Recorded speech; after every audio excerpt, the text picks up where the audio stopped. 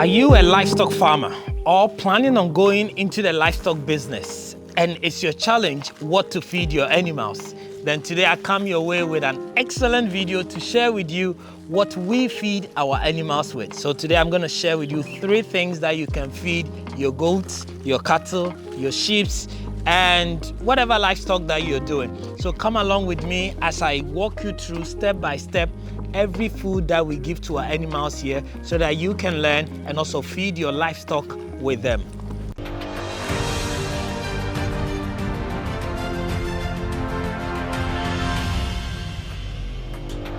Guys, thank you so much for sticking around. I mean, feed is one of the biggest challenge we have in Africa when it comes to animal farming.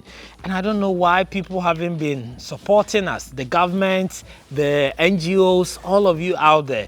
Like, it is such a big issue and it's actually depriving people from even going into the business, and those that are in are suffering because look into our communities. All our goats, sheep, cattle, they are left to defend for themselves. They are left to what Mother Nature will provide for them. Yes, it's all good and organic, but we also know that there are a lot of things that they might not get based on where they are, and therefore what is left up to them. They die, they lose weight, farmers are losing money and are getting frustrated. Communities and livestock farmers are fighting. And why is this problem still existing over the years? Right? This is bad. And so if you're watching me and you have a solution or you're doing something about it, please let us know. But we want to share with you how we have contained this problem and what we are doing here at Semanhyia Farms. So this is our farm.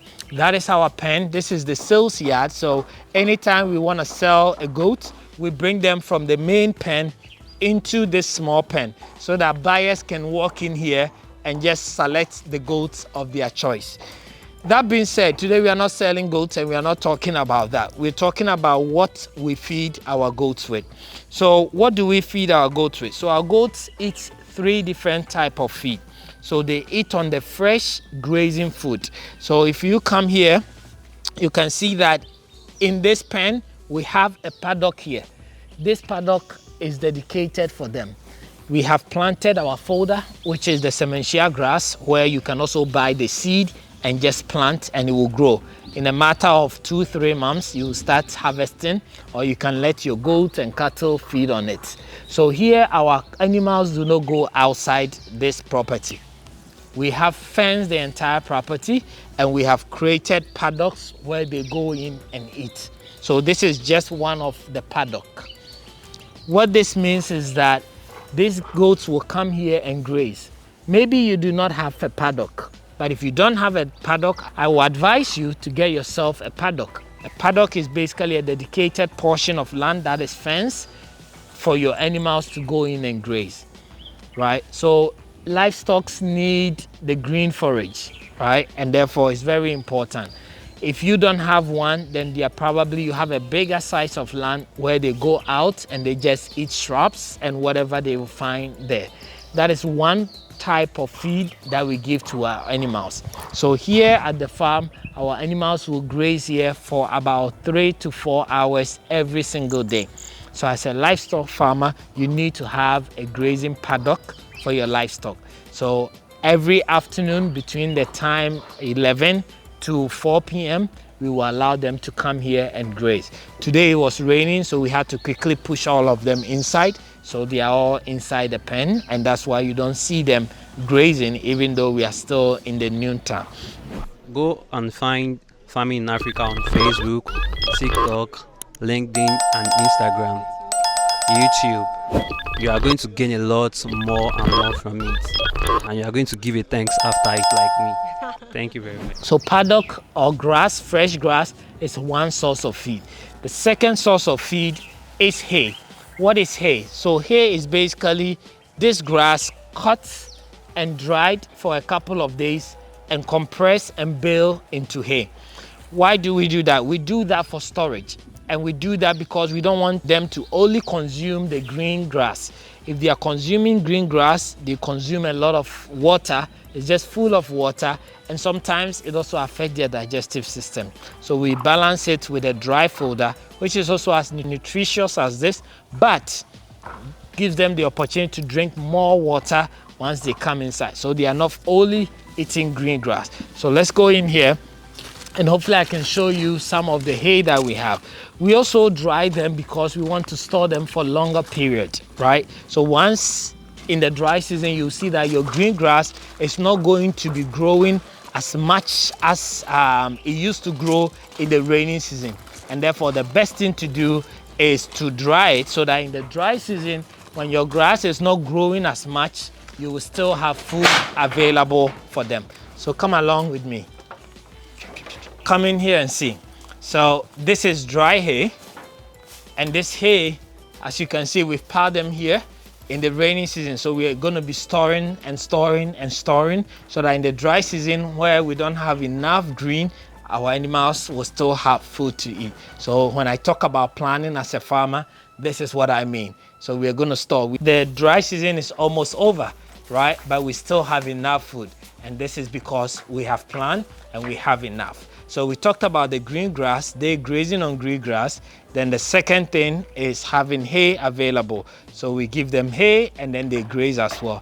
The last thing is a formulated feed, where we call the livestock feed. The livestock feed is basically a supplement for the animals. Why do I call it a supplement?